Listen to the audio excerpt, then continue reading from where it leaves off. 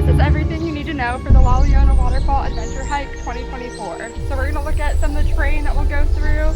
And so this is the easiest part of the hike, and it's just a small uphill area. And then we're going to go on to the next part of the hike. After you finish that first section of the hike, you're going to come across your first obstacle. This is where you have to be a little bit careful. There's a natural staircase right here, but there is a wood railing you can hold along the whole way. We're going to make our way down this and just watch your step. And then up here, you're going to see this trail, and this one gets a little bit narrow, and there are some rocks, so you do have to watch your step so you don't trip. And these are the rocks that I was talking about, so you do have to watch your step. And then there is a steep drop over the side, so just be careful with your step. One thing to keep in mind if you are bringing kids here is some of the paths are quite narrow, so you have to walk one at a time in a line. So just keep that in mind, that you probably won't be able to walk side by side in sections like this. Now we're coming across our next staircase that we're going to see. Something to keep in mind with these is that the ground can be a little bit slick, so just watch your step. And there's also small rocks you can't always see that are easy to trip over. And now we're going to head over to this staircase, which is made of tires, and we have once again another wood railing that you can hold on to along the way. So just take your time. All right, so you can see that staircase that we just went down right there, and now we're going to head down to the river for a few river crossings. Let's go. This is the first river crossing that you'll come across on this hike. It's pretty shallow to go through, and just make sure that you step on the small rocks and avoid the big rocks. And there's going to be tour guides the entire time to help you get across. And depending on the size of your group, they might bring a rope across to help as well. And one thing to keep in mind is make sure to wear shoes that you can wear on the hike, as well as that you can wear in the water. So there are a few sections of this hike where you do have to watch your head. So in areas like this, just be careful that you duck under them. So we are walking through the forest, so a lot of times there'll be roots that cross the path, and they're easy to trip over, so be careful with your step. Also, I'd recommend bringing bug spray to help with any bugs you'll come across out here. After you go through that first section of the forest, then we're going to go to the second river crossing, and this one is the longest river crossing. It's super shallow, and just once again, stay on the small rocks and avoid the big rocks. At the end of the second river crossing, there's a rope that you can use to get across because there is a stronger current here. And once again, the tour guides are going to be there the whole way to help you get across.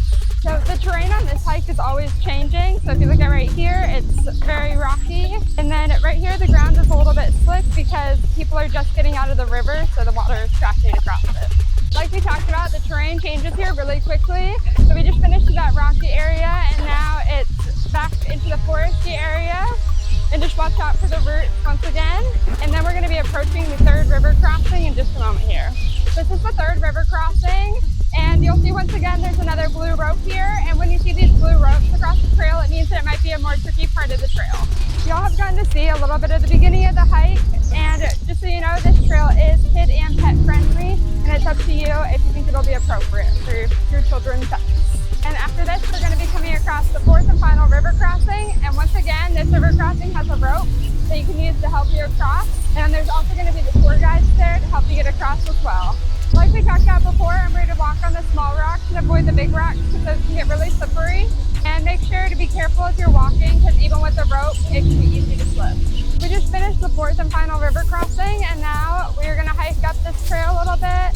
Remember to watch your step and ask your tour guide before you touch any plants or things around you. And here's some more roots that you have to be careful watching your step. Remember to watch your head in all of these sections. This section of the trail is a little bit trickier. There's a lot of big rocks to climb up and around. And then as we get up here, there's going to be a ladder that you'll have to climb up as well. But like we said earlier, there are these ropes along the way to help. Here's that ladder that we talked about before. You'll just head up. It's only a few steps. And here's our next ladder to head up. These ladders can get a little bit slippery when they're wet, but there is the rope to hold on to. Once again, this area, the hike does have big rocks that you have to step over and around, so just take your time and be careful. And then we're going to head down a few more over here. We have a few more ladders to make it through. This one, make sure to watch your head on these rocks above you. After that third ladder, we're almost at the waterfall. Just be careful to watch your step because there are a lot of roots here, and the ground is wet as well, so it can be slippery, and you don't want to slip into the water over there. At this point, there's two different ways that you can go. So you or your tour guide will decide which way you want to go. There's that way up the rock, and there's a rope to hold on to, or you can head this way. I'm going to show you this way, so follow me. So there's another ladder right here that you'll climb up, and then there are ropes going across right here to help you climb up. So we just made it around the corner, and now we're going to head down these rocks and down the ladder. Just be very careful. These rocks are super slippery because it's